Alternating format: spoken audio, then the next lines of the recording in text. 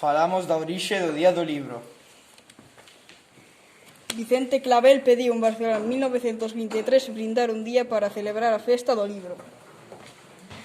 En 1925 volveuno a pedir en Madrid. O rei Alfonso XIII aprobou o comezo do Día do Libro. Escolleuse o 7 de outubro porque se pensaba que era o día en que nacera Cervantes. En 1930 a data cámbiase ao 23 de abril polo clima. En 1988 a UNESCO decide que sexa unha feira mundial. A primeira cidade en ser centro mundial foi Madrid.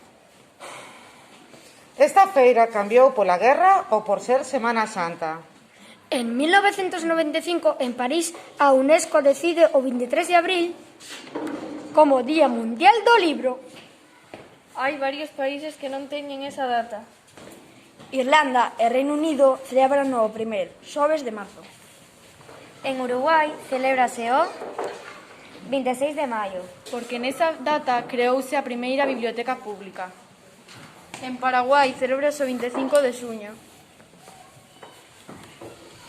Escóllese ese día porque se celebra a morte de Cervantes, Shakespeare e Garcilaso de la Vega.